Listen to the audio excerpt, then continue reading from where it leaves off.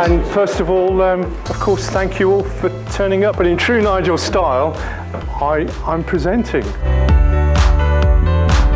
You know what I really like about Nigel's work? He forces us to look beyond the average, that he really focused on the spread of human experience. So the first question is, why am I writing a book, and why am I writing, or why is it published now? What's pretty incredible about all of this is that it's one thing for somebody to write a book, but what you have to share has tremendous value. It is a little bit difficult, I have to say, because it's a bit of a passion thing, isn't it? I'm going to try and tell you the story behind the book. The best thing about the Workplace Zoo is that it concentrates on designing for the individual.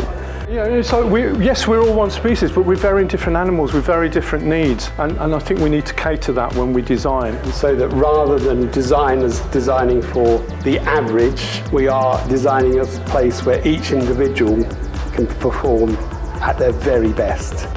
When I first started writing the book, I just wanted to pull out some of the research, the psychology. I'm a psychologist, and I've got more into my psychology as the years have gone on. I think it was very informative. I think as a young designer, it gives us a guideline to think about the overall rather than the design itself. Think about it. I'm not a designer, I'm a psychologist. I know about the research, but you can't help at some point not straying into design. The thing that I really like about Nigel is his view on environmental psychology. It always touches me every time he speaks about that. And it's a pretty obvious fact of life. No one says it better, and that's why I really like what Nigel says, and now he's put it into a book. I haven't read it yet, but I can't wait to get stuck in. It's a book of two halves. There's the situation, what's going on, what do we need to think about, and then there's the solution itself. What I really enjoyed about the book is how it's been divided into two. A look at the situation your office is currently in now, and then how to apply a solution to the problem. It's crammed in so much research and information, and I just find it really easy to read. We need to pull out some of the research, and maybe we can learn from this discipline and apply it to workplace. It's very concise, and as a result you can follow through the story nicely and easily. So if you don't quite understand the whole arena, you can follow this quite simply.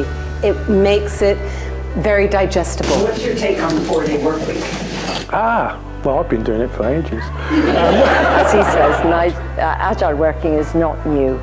And it's been around for 30 years, and he just brings the whole conversation together in such a good way. It's different for different people.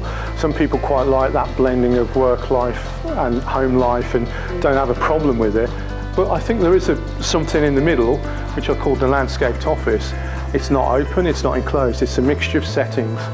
And the way that we work and the shape of how we work has changed like never before. And I think one of the things that Nigel does very interestingly is convey a sense of what that's all about. So let's wrap up there. Thanks again for everyone for coming. Really. It's a terrific font of knowledge, that's what I'd say.